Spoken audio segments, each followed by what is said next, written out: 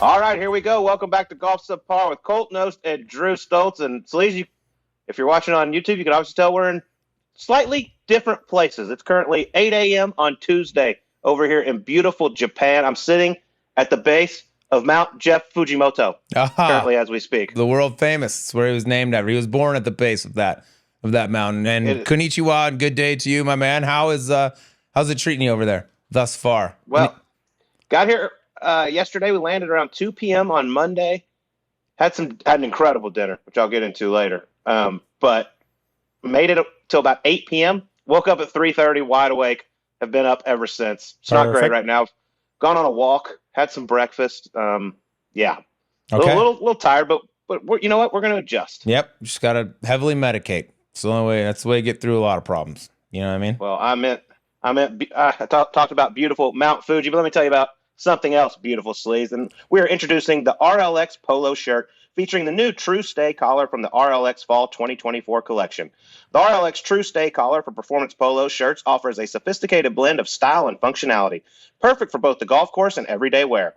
Its innovative design features a removed hidden button, delivering a sleek, streamlined appearance that enhances the shirt's overall tailored look.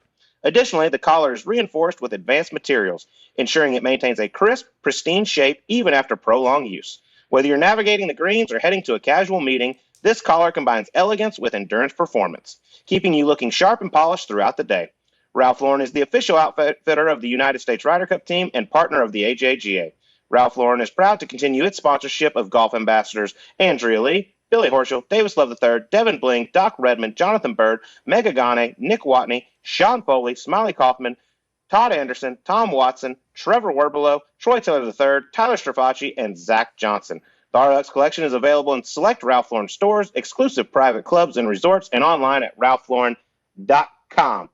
All right, Japan, site of the Asia Pacific Amateur this week, Sleaze. This is my fourth time covering it. Winner gets into the Masters and the U.S. Open. Going to be a lot of fun over here this week. But the 16-hour time change is not ideal. And also, word on the street, your Wi-Fi did not work on the flight over. On a Sunday, nonetheless, makes things difficult to stay up in the world of sports.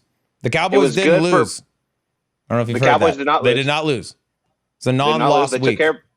They took care of producer Mark's soft-ass New York Giants. Both teams suck. What a battle that was. That was a good game. It was a fun game.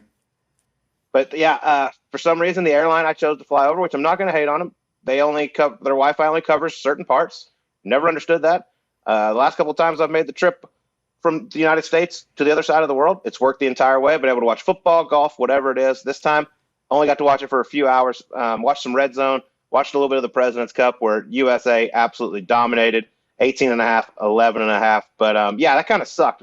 But luckily, I was able to sleep a little bit. But I'm really sad I missed it because President's Cup, it was exciting there for a little bit. Yeah, we've been breaking it down since it happened, and I'm kind of conflicted. On the one hand, I'm like, at times this thing felt like there was an actual chance. After the 5-0 blitz, the first day by the Americans, and they come back and do it, I would have never bet on that happening. They could have easily kind of laid down and faded. Then it stays close through the next session. I look back on like Saturday afternoon where things really swung, where they had a chance to put some points on the board, keep it really close going into singles.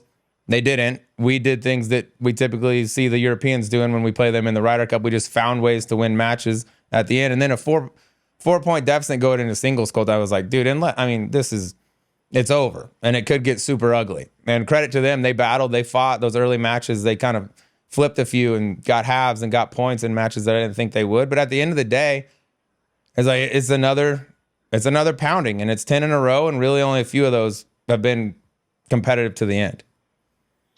Yeah, you mentioned Friday when the internationals went 5-0, which was unbelievable because you and I were texting on Thursday like this thing sucks, it's over, they're running away with it. Then they did make it a little close. Yeah, but on Saturday,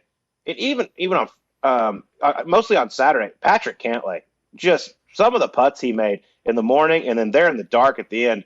I mean, from 20 feet, the guy is just so dangerous. Looked like the Patrick Cantlay of old. I mean, the reason they call him Patty Ice. Just made so many big putts where it looked like the international team was going to be able to get back in there, possibly flip that match, and then we could possibly have a tie ball game or maybe a 1-point differential going into Sunday. But he said not so fast. Yeah, 4-1 for him, 4-1 for Xander, 4-1 for Morikawa. Those are the top point getters on that deal. And Colt, you and I, after the 5-0 blitz first day, I was like, well, this is dirt nap. This thing done. See you next time. Then it got close and it was cool. And then you and I were texting, it was Saturday or Sunday.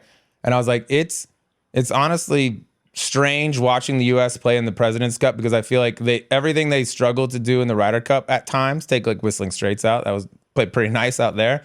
But we hole out more, like we hole every big putt that seems to matter that could change the momentum. We make more long putts from nowhere that you're not expecting to make. We find ways at the end to win matches, things that I feel like we struggle. I mean, go back to Rome, Colt. Like there was a bunch of chances where the U.S. was like, hey, if we make this putt, if we could steal this half point, if we could steal this full point, like this is a different ball game. And it feels like it always goes the Europeans' way, especially on when we're playing over there.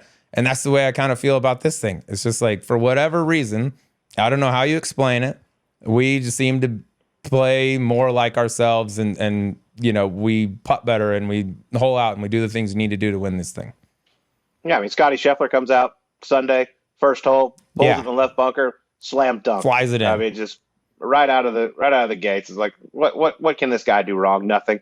Good news was Max Homa hold a shot, so we got to see Kevin Kisner with his shirt off, even though it was after the competition, which I felt like, he was trying to duck that one a little bit. But there was some drama.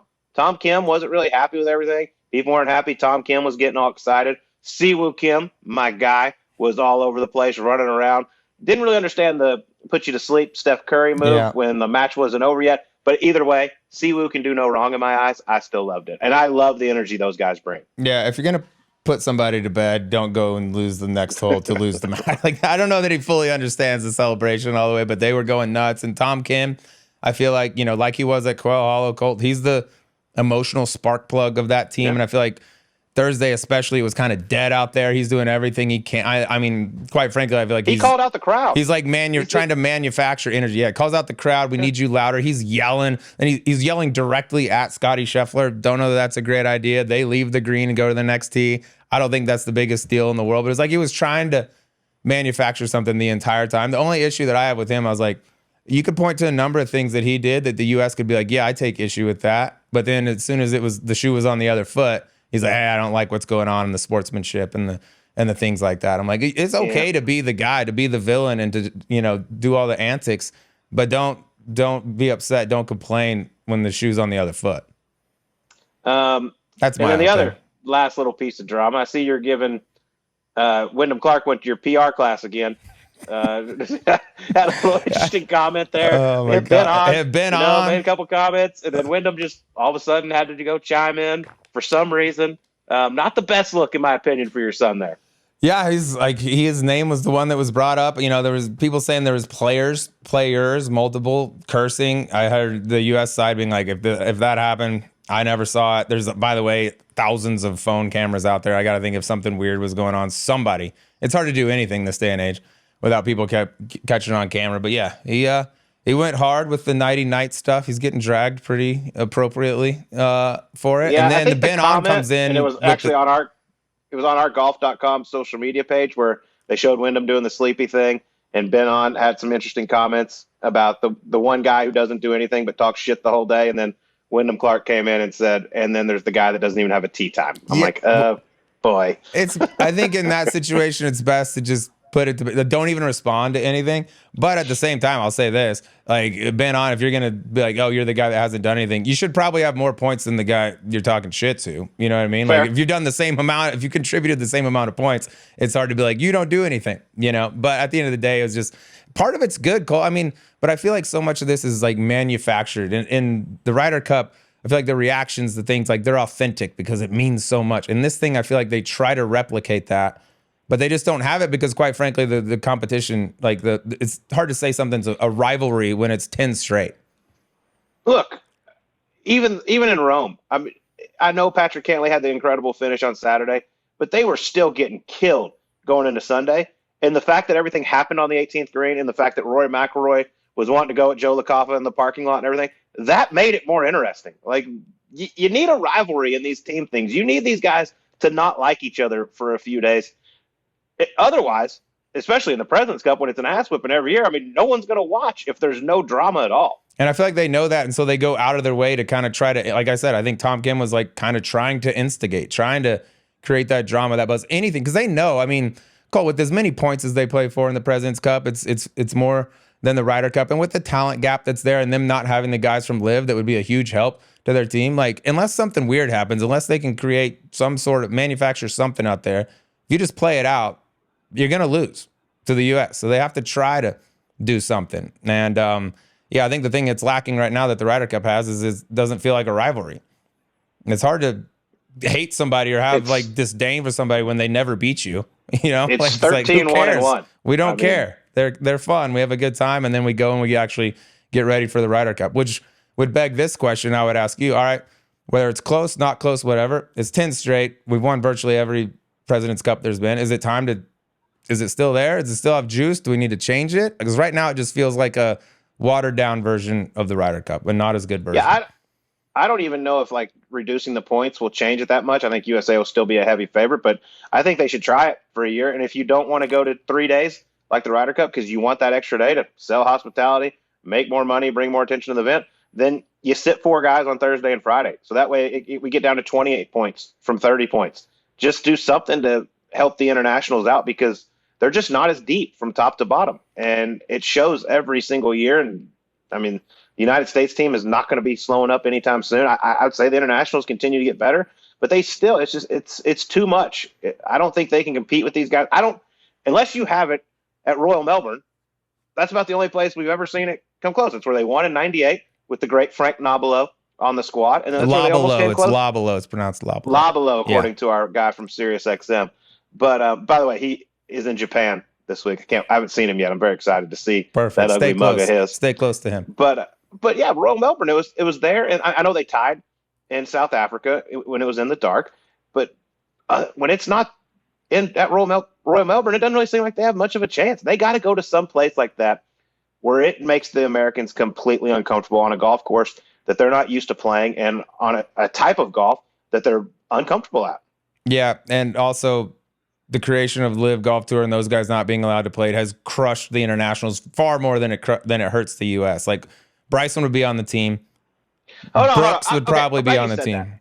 They would lose Cam Smith, Joaquin Niemann, probably Mito, Carlos Ortiz would have a chance of making that team. Like, they need that. They lost their depth. The guys they're replacing those guys with aren't as close as what we have to when Bryson can't play. We just go to another top 12 player in the world. I'm just saying, though, you add 3 or 4 guys from Live, and you add most likely at least 2 guys from Live onto the United States team. They get stronger, too. So I get it. Like, yes, it'll help them. You add Brooks and Bryson to the United States team.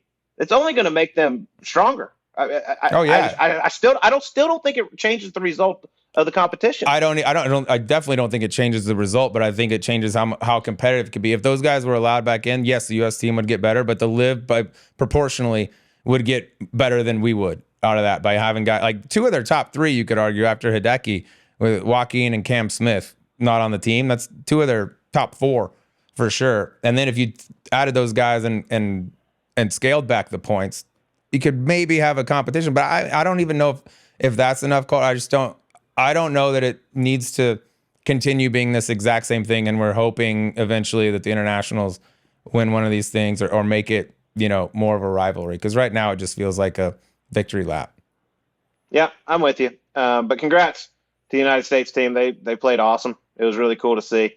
I know they had a lot of fun up there, and they brought home the cup once again. So congratulations to them. It was a fun week of football, I would say. I mentioned earlier, the Cowboys beat the Giants. How about my SMU Mustangs, Sleaze? It's absolutely ridiculous what has happened to Florida State this year. We went from possibly a 14-point underdog at the start of the season to a 6-point favorite, and we absolutely just whipped their ass all up and down the field, a lot like we did TCU the week before there in beautiful Dallas, Texas. Bite your tongue. Act like you've been there before. You're like the international team. It's nice to see y'all making it competitive. The internationals need to go visit SMU and be like, how'd you guys do it when you're just getting punked all the time? But you're right. And also, it's a perfect reason why preseason rankings suck. FSU is 10th. Everyone expected them to be good. They are in a steep decline. By the way, they may or may not be involved with the Sleaze pick of the week. This week, and SMU's on the uptick too. So yeah, what's happened to them? I think they're in full give up mode. That ship's going down quickly. And you guys put the wood to them. shout out to your Denver Broncos, who got us a very, very important win against the New York Jets, and just a offensive barn burner, 10-9. 10-9. It looked like a President's Cup score update, but it wasn't. It was the final of an NFL game. Oh, we set some records on the way there, Colt. I don't know if you know this. Bo Nix setting NFL records, becomes the first player to complete multiple passes and throw for negative yards in a half. He was 7 for 15 in the first half for -7 yards, and also became the first quarterback, I believe, ever to have at least 25 attempts, average less than 2.5 yards per, and win the ball game. So are we back? Probably. Look out, Denver Broncos. Here they come. More importantly, we got 2 of the much needed 5.5. We're a third wins of the way there, and the last 2 I did not have us winning. But yeah, if you listen to Vegas, the over-under's changed to 6.5 now. So okay, well, we're in a good spot. We're in a good spot. Yeah, stay the course. All right. Before we get to the interview, a huge shout out to Golf Kohler, because fall is coming. It's going to start cooling down in a lot of parts of the world. So you need to get up to Kohler right now and go play Whistling Straits with all of our friends up there. 4 unbelievable golf courses. You got the Bass Par 3 golf course, which we had a blast on. But it's not too late. Get up there. It is a perfect way to get the fall started. Nice little boys golf trip to end the year. Yeah, if you're trying to cram one last in before the snow comes, good place to go up there. The Bass, by the way, shout out the Bass with the frozen transfusion. Delicious. Chef's kiss over there. Good place to settle some scores at the end of the day. Yeah, love it. So make sure you go check that out. Golf Kohler, thank y'all so much for all the support. Well, let's get to our guest this week, because this one is an absolute beauty. He was unbelievable NBA superstar for the Clippers, the Nets, where else he played? Boston, all over the place. He was great. But more importantly, he just picked up golf a few years ago, and he is hooked. He's one of the funniest humans I've ever been around. We've got Blake Griffin joining us on Subpar. All right, folks, we have got a ball player on the show here today. 6-time NBA All-Star, now taking his talents to the celebrity golf circuit and the world of comedy. Also, one half of the 8 a.m. Invitational Championship winning team, Blake Griffin. Welcome. The champ is here. Finally, we have someone with some credentials on this show. Winning golf tournaments. Thanks, guys. I mean, all the other guests, I'm sure they'll get there, but, it's my time. I put in a lot of work and got it done. Where would you rank the winning the 8 a.m. Invitational amongst your career accomplishments? Man, to be honest, first championship I won, so that was pretty sweet. Since high school. So top one. Yeah. Got a few in high school, but it's up there. Honestly, it was exhilarating. Coming into that 18th, I think we needed a par to win, and we got it done. Yeah, I was going to ask you, because I was in that group, and scorekeeping was secondary most of the time. At what point during that drunken mess of a Final 9 did you think we might actually win this thing? When we got paired with you guys, it was like, all right, you know what? Scoring seems to be a little lenient, but we did. I think we played pretty solid. Like Chandler played really well. I made some shots here and there, but he carried us for sure. I was so sad It to was miss a that mess. one this year. I got to go the year before. God, it's so much fun. There was a dog pile on one of the greens. We played the 9 holes and in carts from the red tees at the Wynn in like 3 hours and 15 minutes. It was a mess. Yeah, it's beautiful. But you're the champ, dude. They can never take that from you. That's true. I might get like the trophy tatted somewhere. I think you should. I think maybe that'd be right reasonable. across the chest. Yeah, just a giant one right here. Would look good. Or face all the tats Olympic are hot. athletes get the rings. Like, why shouldn't I get the 8 a.m. logo? Exactly, just a clock. And 8 a.m. maybe Jimmy Fallon and Justin Timberlake's face, since they're the hosts. Yeah, I can negotiate that. If they're willing to pay, I'd be happy to do some paid advertisement. I think that would look good. But let's talk a little about your golf game. Like, when did you start getting involved in golf? Really, like a little over 3 years ago. I was like kind of coming towards the end of my career, and I was like, dude, I need like a competitive outlet, or I could become a psychopath. And I don't know what I'm going to do without like competition. So I just kind of like made the decision. I went and got fitted for some clubs. Didn't really have a swing or a good swing at all. Still don't. But I like played my first round, probably shot like 120 something, and I was like, nope, gotta get better at this. Can't just be this bad. And then like 3 rounds later, I was like, this is my thing now. I'm good. I'm in. got the bug. So it's only been 3 years. Like, no bullshit. It's pretty for a guy that's what 6'9", 6'10", just picked up the game 3 years ago. It's pretty good. Like, what's your handicap right now? I'm like a 13 right now. I like fluctuates. I have like days where I'm just like, man, this feels great. I mean, it's golf, but like, and then I have days where I'm like, I can't. Yeah, I played yesterday. I went par through the first 5, bogey, another par, double. And it's just like, fuck, like now I'm 5 over on the front. Like, what are we doing? And that was a good round for me, you know. And then it just falls apart. I don't know. I'm ranting. I'm angry. You're a golfer. This sounds exactly like a real golfer, dude. Yeah, I was gonna say welcome. Saying all the right shit. I gotta ask this because we've been going to the Tahoe celebrity event for a few years now, and it just blows my mind where these people in the gallery stand. I mean, they act like Tiger and Phil and Rory are playing out there because they just line the fairways like they do at PGA Tour events when you guys just aren't that good. But this was your first time. This was your first time. No offense, because it was your first time playing. What was it like having people lined up down the fairways when you're trying to hit? Like, weirdly enough, the tee boxes weren't like my biggest thing. I was incredibly nervous day one. I don't think I've ever been more nervous in a. I can't remember the last time I was that nervous in a setting. But like, I wasn't necessarily worried about that. But like, I would get over my practice putts and I would be like shaking on my like just find that rhythm. I'd be like shaking. But then what's crazy is day 2 and 3, I completely settled in. Like, it was my first time playing in front of any sort of fans at all. And I'm almost embarrassed of how nervous I was. It was bad. It means a lot. Helped on the first tee box. I'm on the putting green, and my caddy, he's like, I got to go to the bathroom. I'm like, oh, grab me some balls.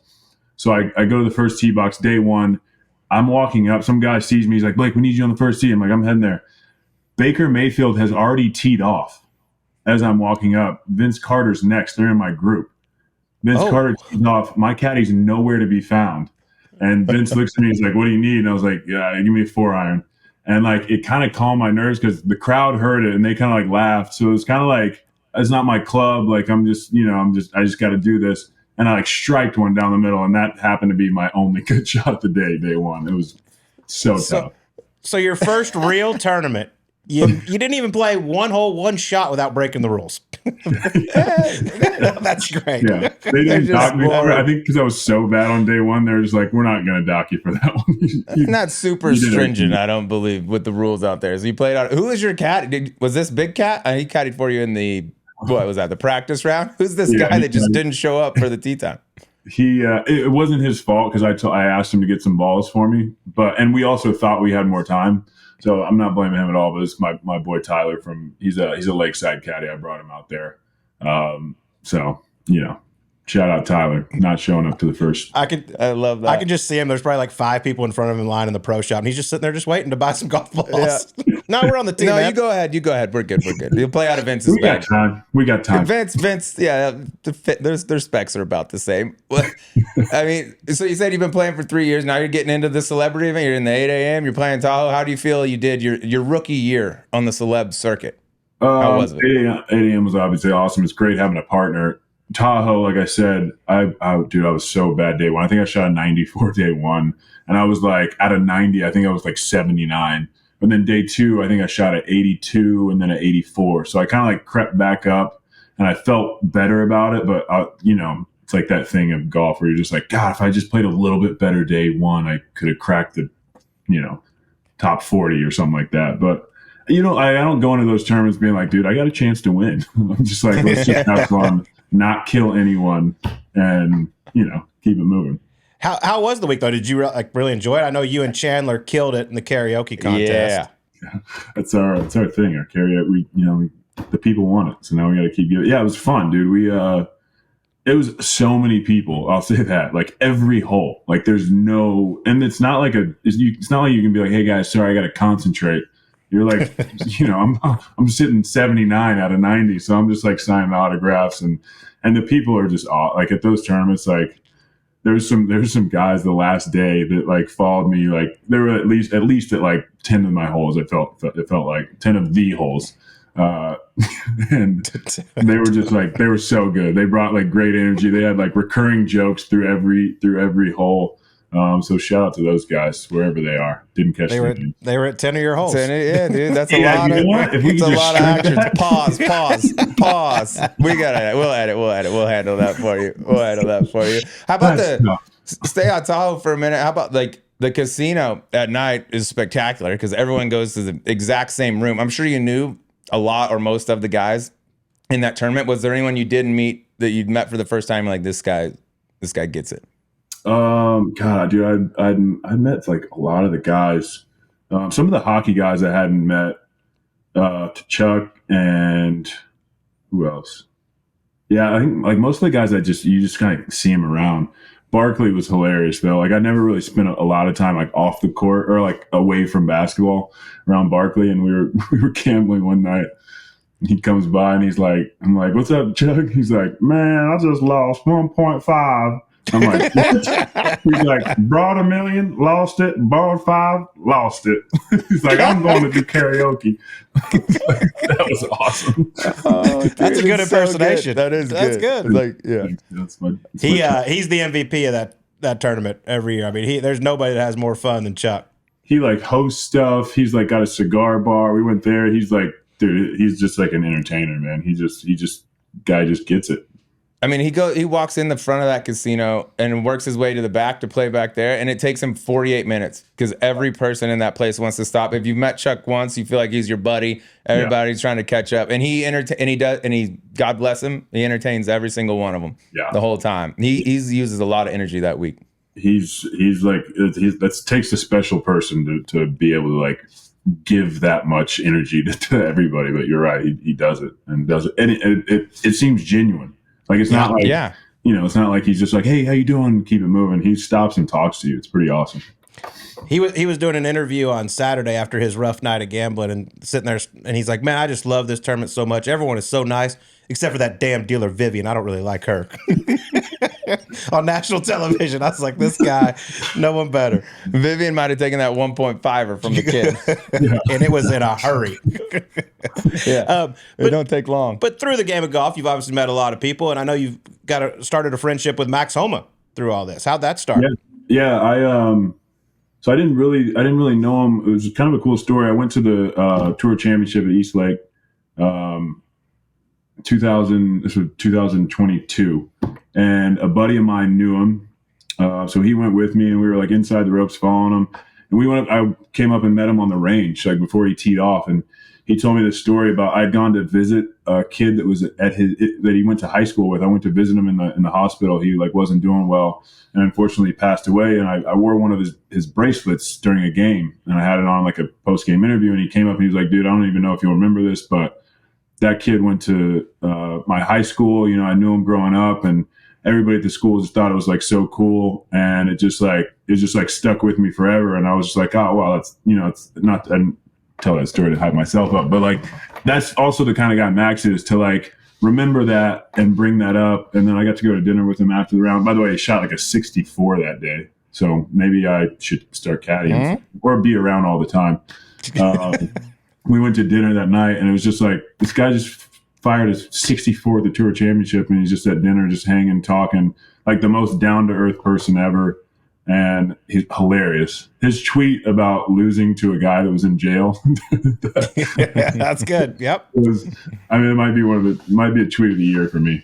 Y'all kind of have the same sense of humor, kind of dry. Your delivery is really good. I can see y'all getting along.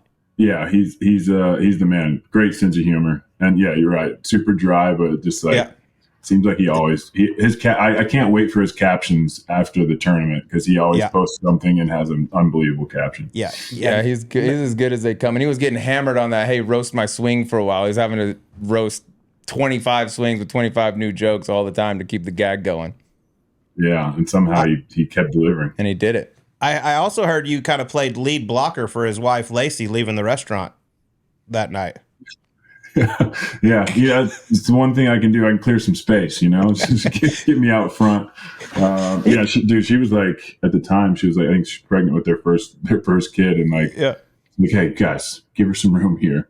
It was great. She's awesome too. Yeah, the guy does everything. Caddy, energy guy, bodyguard. Does it all. You got any other? So you met Max, you become friendly with Max. Any other tour guys or professional golfers that you cross paths with or like hanging out?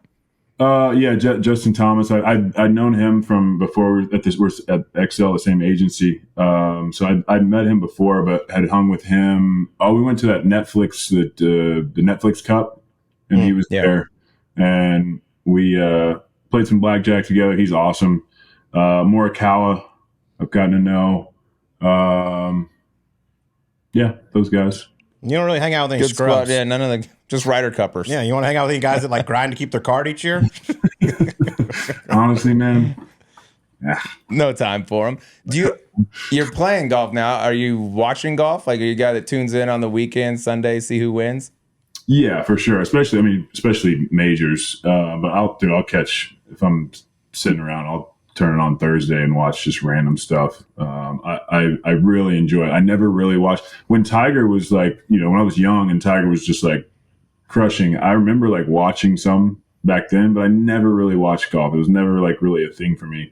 And as soon as I started playing, I was like, oh, this is awesome. Like I could just sit there and watch all day. I try to watch as much as possible. What does a normal day look like for you now that you're retired? Oh, great question. I'm very interested in this one, Blake. Don't give us like the dream day where you're super busy. Give us normal day, dude. Wednesday, last week. Go. Wednesday last week, I played Lakeside with a friend of the podcast, Chandler. We played 5. We played a little game of Wolf. I got out there like at 9, had some breakfast, hit a few balls. We got out there, came back to my house, played cards, went to dinner. Just Wednesday. Fantasy camp. I started a production company in 2016, so I have that going on. But like, there's days where I'm like, Wednesdays and Fridays I try to reserve for golf for sure. But like, Monday, Tuesday, Thursday, I'm like meetings, different stuff, podcasts, obviously. Yeah, of course. Guest appearances. A lot like Chandler, who's one of your closest buds, who's one of the greatest, by the way. You seem happy in retirement. I think a lot of guys retire and like of course, I'm sure you miss playing in some capacity, but you seem like you got a lot of stuff going on. Like you're in the entertainment world, comedy world, you've taken up golf. I feel like, are you as happy now as you've ever been, or do you miss playing? I'll always miss like the games. As you get older though, or for me, you just start playing less and less. And like, I was away from my family. So all those things kind of factor in. I will say like being able to like retire on your own terms definitely helped me with it, just because I had a chance to go back to a couple of teams and I was just like, you know what? Like, I think I'm done. I had 8 surgeries in my career. So I was just kind of like, man, I want to be able to walk. I want to be able to enjoy life.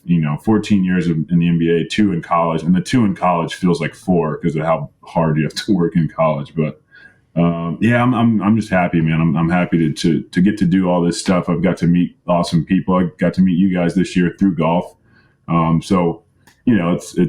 It's really cool, like what retirement has brought, but also like the game of golf has like just introduced me to some awesome people. Yes, it does that. There's no doubt. I mean, I can't believe I was watching you play at Oklahoma. I remember way back in the day, and the fact that I actually got to meet you. Now you're on a golf podcast. I definitely thought I'd have been on a podcast called Pursuit of Healthiness before you would be on a golf podcast. Yeah, dude, we reached out.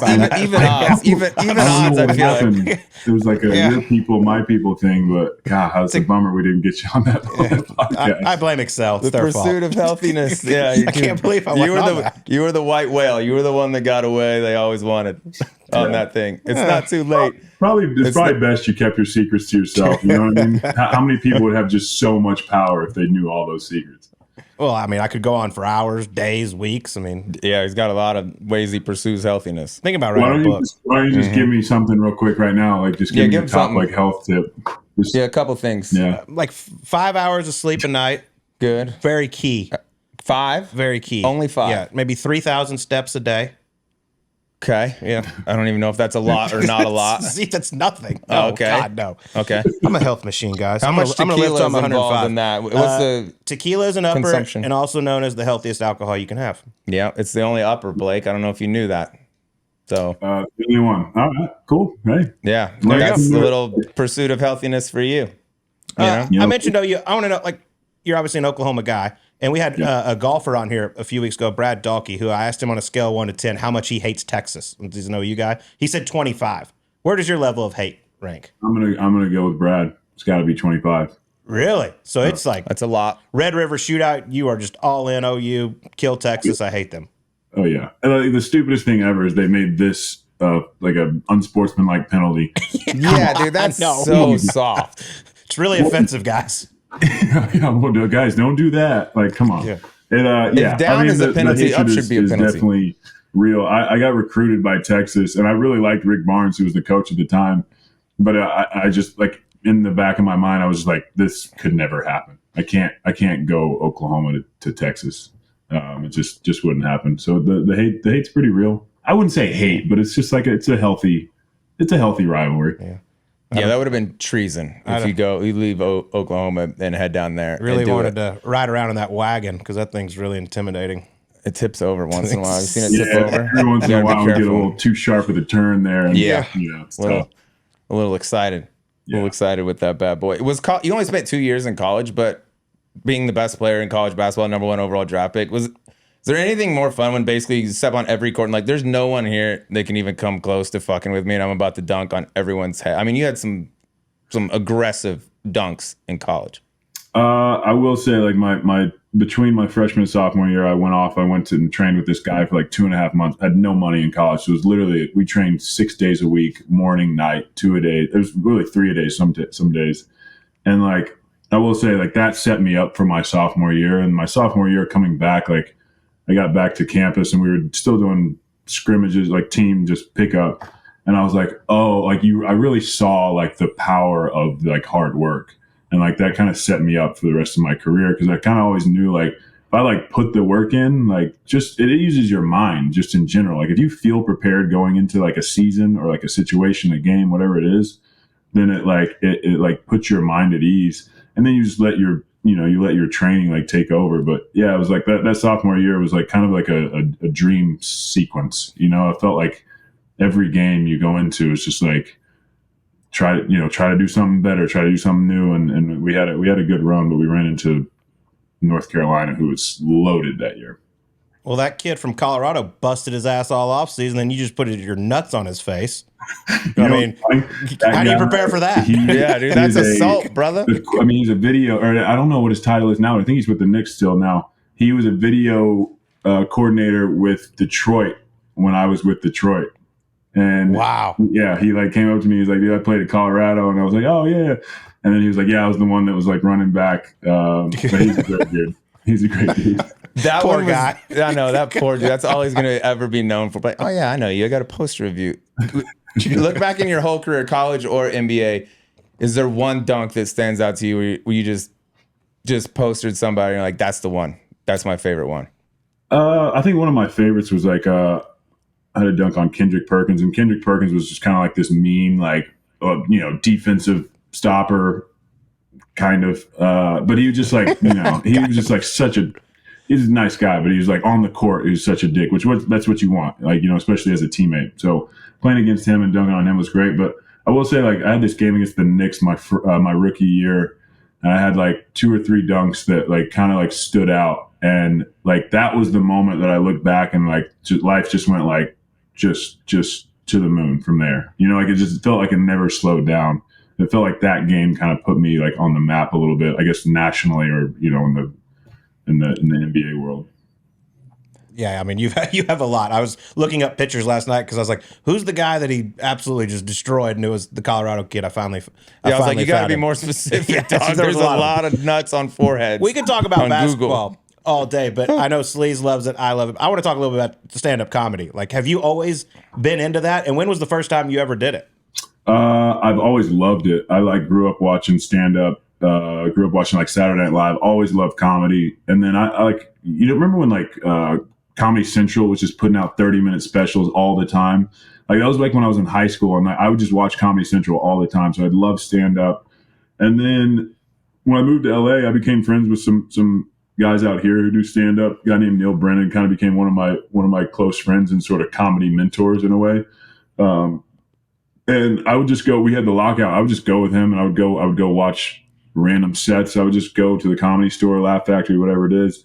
And I was always like in the back of my mind, I was always like, I wonder if I can do that. And I got asked to host this show at Just for Laughs. It's a big comedy festival in Montreal. And I did 6 nights in a row. So I wrote like 10 minutes for it. And it went surprisingly well. And when I walked away, I was like, wow, I kind of have like a new tool in my tool belt, like especially for public speaking. Like stand up is like, public speaking is everybody's number one fear. Stand up, you got to make people laugh while you're public speaking. Mm-hmm. So it gave me like confidence, to like be able to like be more relaxed in those environments. And I just love it. Like I love like trying to think of funny things, trying to write jokes. Like writing joke is really fun because you think of the idea and I'll put it in my notes folder and I'll come back to it. Or maybe I'll just have a random thought and be like, oh, that's perfect. Or that's the way in. Or that's the punchline. That's the setup. And it's just always like, I think I'll always do it no matter if I like do a bunch of stand up from here on out or not. It's just fun for me. I can't believe you let Norm Macdonald down and didn't win back-to-back Rookie of the Year, though. Yeah, honestly, I was like, Norm, the one goat, regret in life. Dude, I was watching that clip last night. And you did an interview about it later on, and you're like, yeah, I don't think a lot of people like really got it that were sitting there in the media scrum. I'm like, dude, that was so good. Yeah, he by the way, when I was going up, I'd gotten my Rookie of the Year trophy. It was like that press conference, and somebody just told me as I was going on stage, like, hey, Norm wanted to come. I was like, awesome. And then they throw him the mic. He puts his hand up, and I see he's got his hand up for like 3 minutes. And I'm like, what is this dude going to say? And like, that was just like so classic Norm. Like one of my favorite comedians of all time. And he, his like style is like, irreplaceable. Mm-hmm. Yeah. no one can mimic that. You could have a transcript of Norm's set and it's not going to be funny. No. Because it's the way he delivered. Like that moth joke he did on whatever it was. Like that's the 15-minute moth joke, dude. It's one of my favorite things. Norm doesn't care about like if anyone else gets it or whatever. It's just like it amuses him and he's doing comedy for himself. And then if other people like it, then great. But if he's just doing it for himself. Exactly. How'd you get into like the roast world, which you've been great on some roast? I assume you already kind of answered it. I was going to ask you, you write all your material. It sounds like you do. I don't think many athletes do that. But how'd you kind of get into the roast world? Which is like a little niche of comedy. Yeah, so at that Just for Laughs festival, I went back probably 2018 or something like that, and they have this thing called Roast Battle. Jeff Ross, like he made it into a TV show and all that.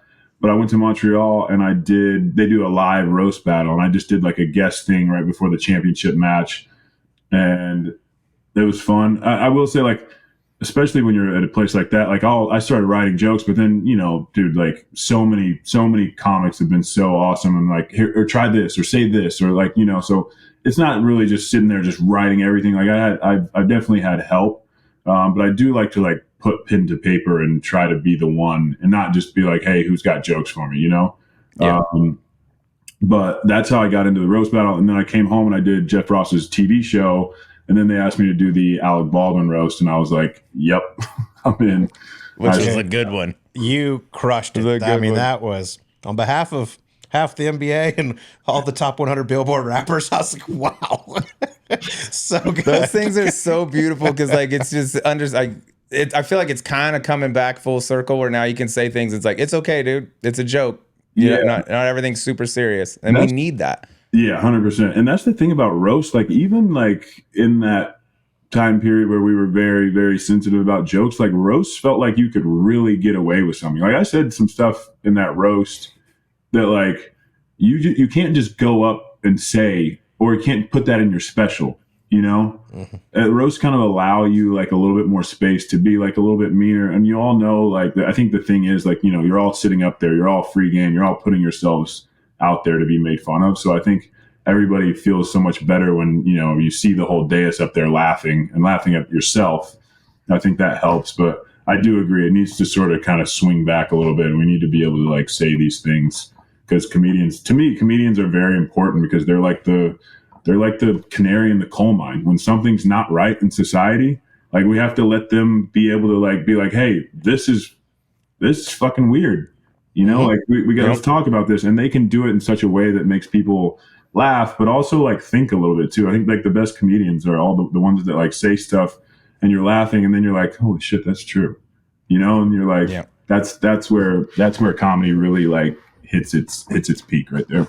If only there was stuff going on in the world right now. We If can only make there fun was of. some messed up shit happening. Yeah, This is I actually have like a type 5 on like the war and everything. Go ahead. You want to try it out? You want to wordsmith that thing right now? Try your new material right here on Subpar.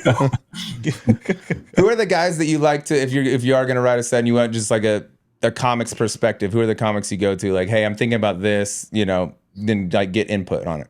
Definitely Neil Brennan. Neil co-created Chappelle Show with Dave Chappelle. He's got multiple Netflix specials, and his stuff is really cool. He did this 3 mics special on Netflix where he had one mic was one-liners, one was kind of like serious stuff, and one was just straight stand-up. So he always does stuff that's like really, really interesting and cool. But he like I said, I met him 2010 or 11, I think it was, and ever since then, he's like the guy that I go to first. I'm like, hey, I'll just send him a random joke, and he'll add or he'll laugh or he'll be like, that's good. Think about this. That's good. Think about this. So his mind is brilliant. It's truly a thing of beauty to watch him just like put a joke together. That's cool to have. And Chappelle Show. I mean, that was the like golden era Comedy Central right there. It's just like, it's on tonight. We go. That's what we're watching. It felt you should like get on that. Missed a Chappelle Show episode and went to school the next day. You were kind of out of the conversation. That's how good it was. It was just like you had to watch it live. Yeah. What was the? I saw a little clip on Instagram. You went on this guy's show and you were like, you're like, I was homeschooled. I was like the coolest kid in class and all this. Oh yeah. Yeah, Stavros is hilarious. Man, Prom King, all the shit. Yeah, I was the teacher's favorite. Yeah, captain of all the teams. Teacher was hot. Yeah, that was good. I like that. Oh, also, during the roast of Alec Baldwin, you took a shot at Robert De Niro, the legend. That was beautiful. And you're just like, I'm great. sorry, I just met you. I felt so bad about that. So I had for that roast, I went up probably like 10 times in LA, Comedy Store, in Hollywood Improv, and I would work on my material. I would just go and I would just pop into a show and be like, hey, can I get some time? And they were great about it. And so I would go up there and I'd be like, hey guys, I know it's weird that I'm up here, but I'm doing the roast of Alec Baldwin. Like, I want to try some jokes out for you. And it was really cool because when the audience feels like, oh, we're getting like a little sneak peek, they were like super receptive. And so I kind of like honed in my roast set, like over the course of like a month, and like really got it like tight. And I felt good about all my jokes. I cut the ones that didn't really work well or reworked them. So there was some real time put into it. Respect to you for doing that, because I mean, it takes balls to get up on a stage and try to make people laugh, especially when you've been doing something else your entire life. You're not just like one of the celebs that shows up like, all right, somebody write me a bunch of funny jokes, then I'll half-ass read them on the teleprompter and butcher them.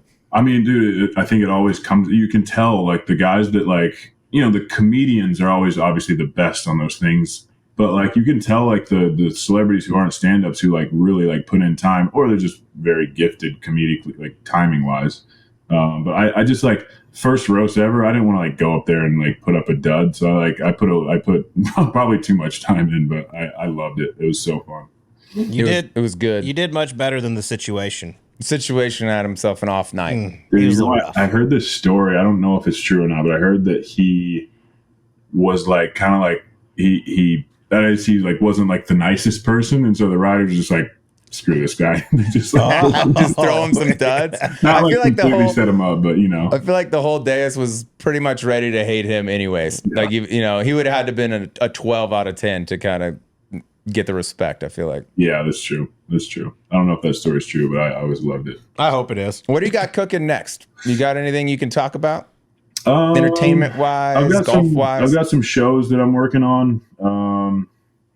Something for me to possibly host. Nothing I can really share yet. I got another big celebrity golf tournament coming up in October that I'm excited about. So hopefully that gets announced soon. But I had some fun stuff in the works. But I really honestly wanted to take like a good year and a half once I retired to like just like do the random stuff I want to do and just enjoy it before I kind of like jump back into like being like, super regimented or jump into something that's like a lot more schedule oriented, For sure. We totally as get it. You should. We've been taking years Your off. last Wednesday sound like a pretty good job of doing that. Kind of take advantage of a beautiful Wednesday.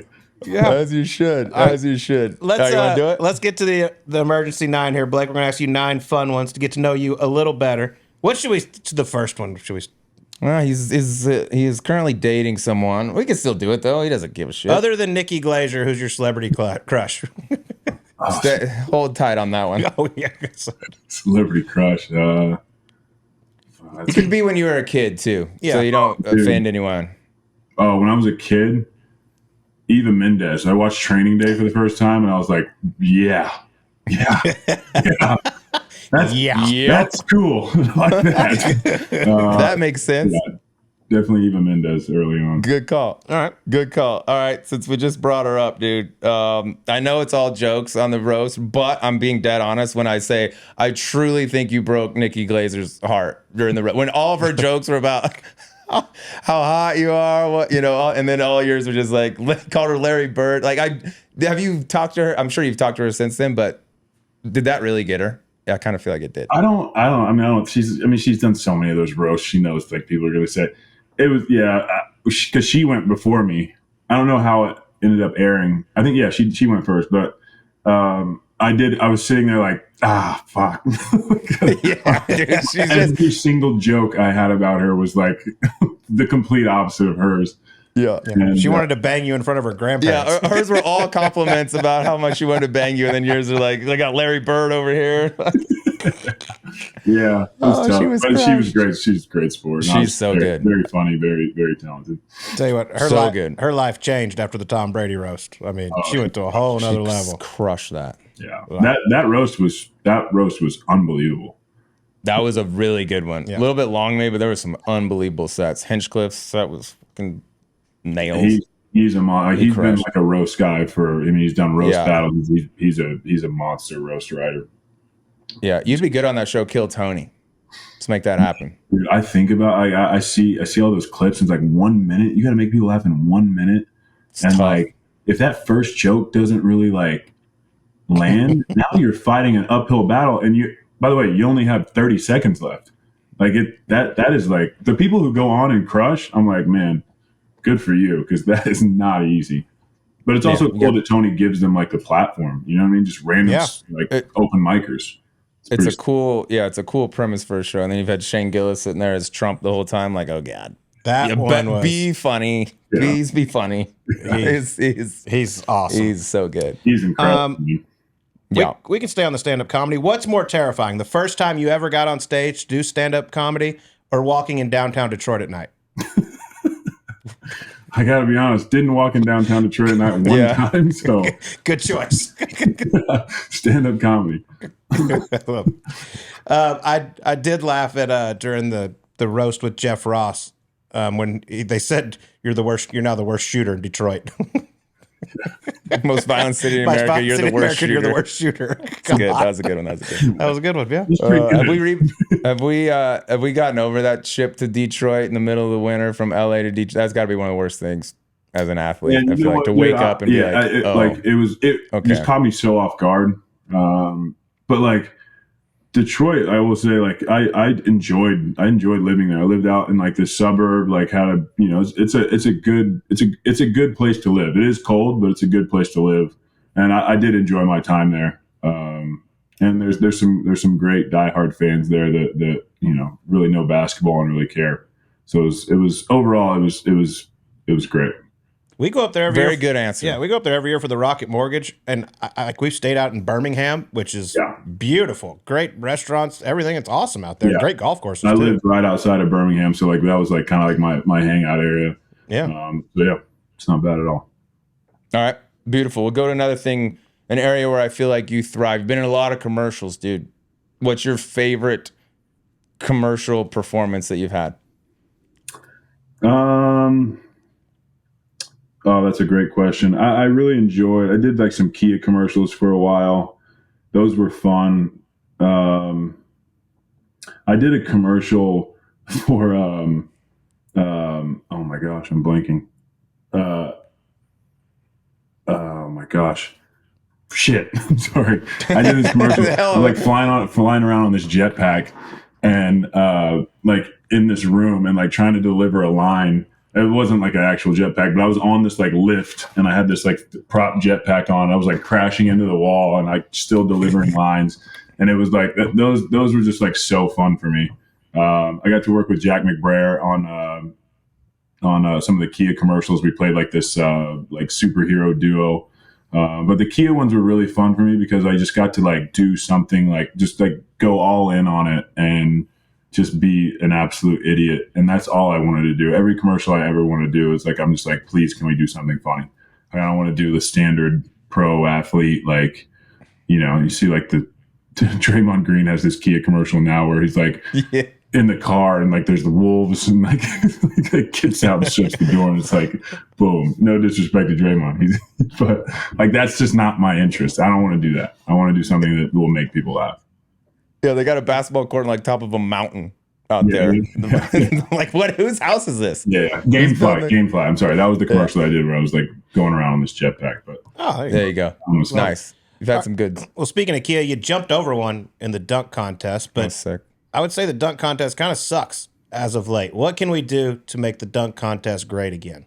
I think you make. I've always said this. Like, you make it more of like layup line style dunk contest where it's not like this big, huge production. Get 8 guys, don't get 4, and let guys kind of, you know, stand around on the court or figure it out where they like, dude, the dunk contest, we're sitting there, we get to go back into this auxiliary gym to like warm up, and then they're like, okay, intros are in 30, so we walk back over, we're standing around, intros, you come out, you sit down, then you watch the other guys go. You're just like sitting down and getting up, and there's like 10 to 15 minutes in between. So it's like you're not getting the best product by doing that because guys aren't like loose and, you know, getting into it. So let guys just go one after another and keep it like, figure out a way to like move it faster. And then guys will be able to kind of like be more warm and try different stuff. There's just like so much pressure to make it on the first try that it kind of like it takes away. So I know they're trying to do a production and make it a thing, but like put the best product out there and figure out a way to capture it, I think is the way you make it better. It used to be so sick. I mean, all the big name guys. Yeah. Why do I get like that you could change the format, but why do the guys like why LeBron? And they've been begging for him for ages. Why did he never do it? Like John Morant, like these guys just say no now. Yeah, to be honest, I don't know. After I did it once, I was just kind of like, especially when you're in the All-Star game, like All-Star break is like the one break you get. And I get it. Like the guys back in the day did it. They played every game. They, you know, it's just a different time now where those guys really want like Saturday night off, you know, and then we'll play the next morning for the All-Star game. I think that's maybe I think that's probably like a bad answer. Like no one's going to want to hear that, but I think that's it. I don't know. So today's NBA is soft. That's what Blake Griffin said. We'll run with that. Yeah, now that I'm retired, I can just start calling guys soft. I can just I did the dunk contest. Why don't these guys do it? Yeah, you could say I'd average 40 in this day's NBA. Mm-hmm. That's the new thing. Everybody would average 35 from these 20 guys years ago. Couldn't play back when I played. Like, no, dude. Yeah, well, whatever. Yeah, that's what I'm saying. All right, I got 2 here. I'm going to go with this one here. Is it possible you have the smallest dating pool in the world, given that you only date chicks with more money than you? Got it tight, boys. I got it tight. Yeah, dude. Hey, I didn't know whether to ask it or not, but Chandler was leaning on me heavy to ask that. So yeah. Blaming Chandler. Huh? Blaming Chandler over there. Yeah, I just defer all the blame. Hey, you're a smart guy. You're a smart man. Yeah, appreciate it. That is a small pool, though, dog. Ain't many. You better make this one work. Kiddie pool. I mean, no, not kiddie pool. Like a small pool. Yeah. Whoa. God. No diddy. All right.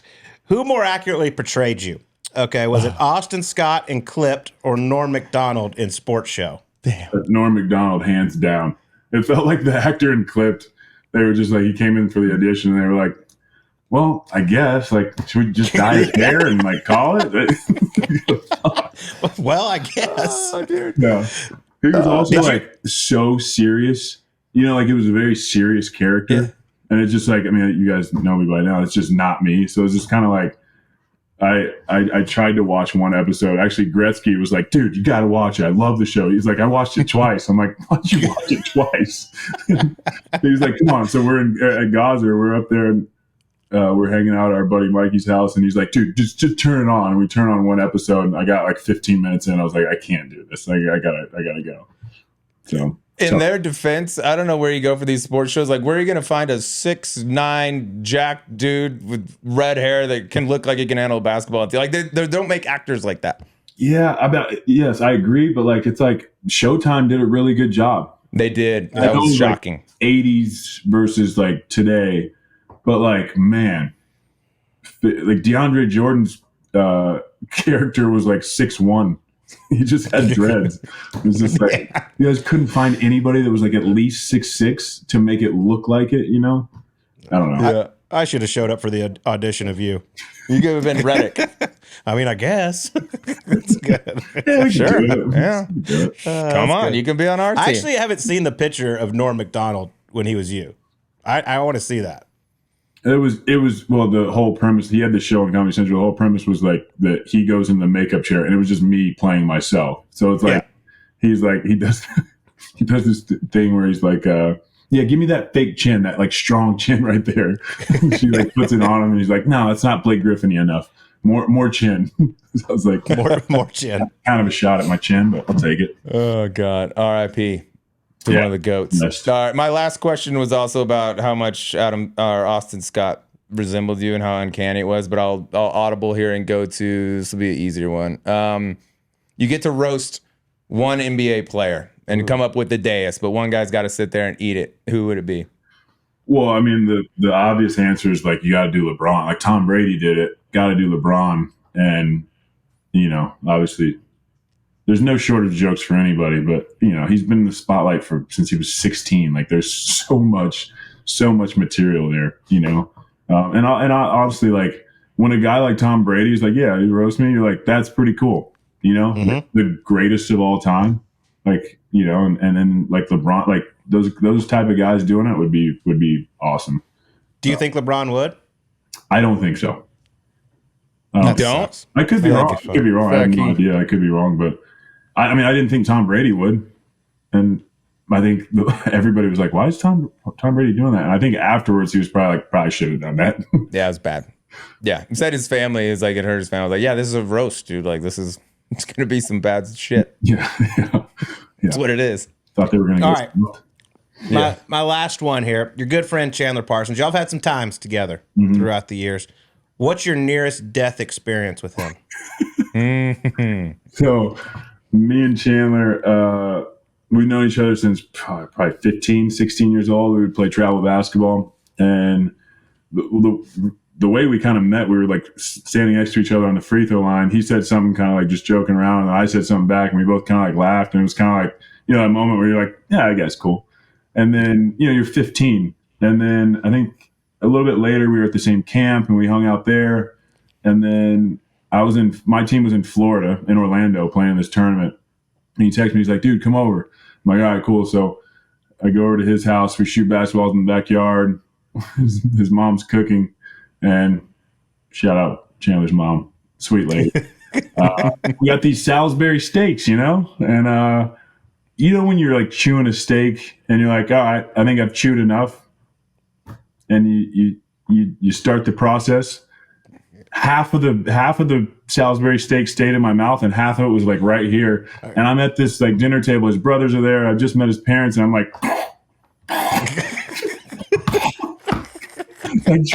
trying to get the Salisbury steak up or down. Either way, I'm just trying to breathe. And I kind of silently struggled with it. And I told Chandler afterwards, I had like tears in my eyes. I was like trying to hide it. So the closest to death I ever came with Chandler was eating a Salisbury steak. In Orlando, Florida. That Blake's a strange character there, Channy. What's He wrong seems with really him? He's nervous. choked up during meals. Yeah, he doesn't speak a lot. He's a strong, silent type. That's great. Well, Blake, man, you're the best, dude. So Yeah, much you fun are. getting to know you over the last year. Thank you so much for coming on with us. Anytime, boys. Appreciate it. It's fun. Appreciate you. See you, buddy. All right, that was Blake Griffin joining us on Subpar. What a beauty he is, Sleaze. By the way, the near-death experience with our good friend Chandler Parsons, choked on a Salisbury steak. Over here in Japan, the Wagyu, baby, it goes down smooth. You ain't got to worry about choking on it over here. Yeah, Mrs. Parsons needs to up that meat. You know what I mean? Give him the good stuff. Would have been disastrous. future number 1 pick goes down at the supper table with CP. How about that though? I mean, guy from Oklahoma playing the NBA. All of a sudden, I'm just going to start doing stand-up comedy one day. Let's just see how it goes. You and I have talked about this. I've obviously never done it. I don't know if there's a more terrifying thing in the world than getting up there in front of people. And not only, like he said, public speaking is very scary, but having to make people laugh while you're doing it, no thank you. Yeah, and when you've spent your whole life doing something else and becoming one of the best in the world, I give him props for what I said. Like, the fact that you're going to the Comedy Store and, like, workshopping your roast bit for Alec Baldwin and things like putting actual time into it. By the way, like, they get these athletes and other celebs, entertainers to come up and do these roasts. Like, very few, if any, are actually writing their own stuff. And Blake's like writing his stuff. He has help from other people, but that's a daunting world to get into, and it takes some confidence and some props. But he's a funny dude. And by the way, he's, for a guy that's 6'10", just diesel and never really played golf until now, he's pretty solid for how little time he's played the game. Him and Chandler both need to be in the field every year in Tahoe, because that's what that event's all about. I mean, you got the guys that can compete and win. Those guys ain't going to do it, but they bring the energy, they bring the fun, and that's what that event's all about. Yeah, and they're the champions of the 8 a.m. Invitational, so they will be back. I am 99.99% sure they had no idea that they won until they handed the trophy to them. They were not grinding it out towards the end. One of the all-time fun days out there. But shout out to Blake. He's a good one. Yeah. He's a good one. Love those guys. And sorry for the tough question of, hey, Blake, what's your everyday kind of look like? You mean that's such a tough question? Ooh, buddy. Hey, I got stuff. I was like, dude, if that was my day and I had $1 trillion, I'd be like, you want to know what my day looks like? Whatever the fuck I want it to look like. That's what I do. That's what I do. I'm pretty sure that's how it is. Yeah, that's exactly how it is. He's just choosing to do other stuff, but he's in a pretty good spot. All right. Well, let's get to, thanks to Blake for coming on. He is welcome anytime. Kind of like Mike Commodore, George Brett, Mark Grace, those guys, anytime you want to come on, you're more than welcome to join us on Subpar. But let's get to some gambling. Sleaze, I've been pretty hot with these football picks through 4 weeks. I'm 4-0 to start the year. Your Denver Broncos went out there to the Jets, got 7 points, won the game outright. So I'm gonna stick in the NFL, bud. And Broncos? I'm not going with the Broncos this week. I'm sorry. I hate to break it to you, but these Washington Commanders, they're going right now. Cliff Kingsbury, Jaden Daniels, they're slinging the football around. It is fun to watch. They got the Cleveland Browns coming to town this week, and the Browns suck. And they're only giving up 3 points. So give me the Washington Commanders. That offense ran by Cliff Kingsbury. Dan Quinn, we miss you in Dallas as the defensive coordinator because we got some stress right now. But give me the Commanders -3 this week. They look good. I did not expect them to come put the Cardinals in a box at home after the Cardinals have showed some glimpses of looking good. But Jaden Daniels appears to be the crown jewel of the draft at this point. He didn't throw for -7. He hasn't set any NFL records that I'm aware of, though, Colt. So there is that. Don't hate that pick at all. I'm going to stay in the college football world. Shout out to Oklahoma for getting the job done. When I put that pick out last week, Colt, I did not know that the entire receiving core for the University of Oklahoma was out. But nevertheless, they got the job done. We mentioned them earlier. Florida State Seminole program is in a downward spiral of which I've never seen before. They are at home this week, but they are playing Clemson, who, since they got worked by Georgia week 1, has been spectacular. They're averaging about 50 points. I feel like they're kind of trying to prove, hey, that game wasn't a great representation of us. And they go to Florida State, where I think that stadium will be as empty as it's ever been. I don't think a lot of those guys really want to keep going on the season. They had national championship hopes, and now they're completely irrelevant. Give me Clemson -13 and a hook in Tallahassee. I think they thump them. Wow. I mean, how about the start of the year when the schedule comes out and you see that game? That's probably possible, like game day site. Herb Street and the boys possibly going down there. Now you're talking about the stadium not even being filled with fans because both teams aren't that great. I don't know what's going on. But just in case Bobby Sura, who's listening, the legendary basketball player at Florida State, who lost a nice little chunk of change to me on that Florida State SMU game, Sleaze. What's he doing betting on Florida? If I was even an alum, I'd just be like, look, it's off this year. We're not doing it. We got to take a year to regroup. They got some stress down there. They do, but that was a lot of fun. Got to thank Blake Griffin again. Golf color. I got to give you a little look at Mount Jeff Fujimoto if I can figure out how to get out of this door. Yeah, it's tricky don't over really know there. They how open to- the reverse way, I These think. damn doors in Japan are It's tough like to the get out of, toilets. but there we go. We're figuring it out It's now. like the Let me toilets give in you a little, Australia. let me give you a little view of Mount Jeff. Oh, wow. There we go. Very Hold on. lush. There. Well, this damn zoom in on the camera. Look at that. There's Mount Fuji right up there. It looks taller. It looks taller than I remember. There it is, right over my shoulder. There. This shoulder. There it God, is. these cameras are confusing. Yeah, you're struggling over here. This is first time. Hey, buddy, I've been up since 3:30 a.m. Okay, You're doing Give a me hell little of a break you're here. doing a hell of a job. Hey, bring the noise at that Asian Pacific Am. You know what I mean? Throw out some I weird will. shit on the call, maybe. I'm Just going to for try fun. my best. It's going to be a lot of fun over here. I can't wait to go explore Japan. But also, I'll see you next week back in America. Enjoy it, my man. All right, boys. Have a good one. We'll talk to you on next week's Subpar.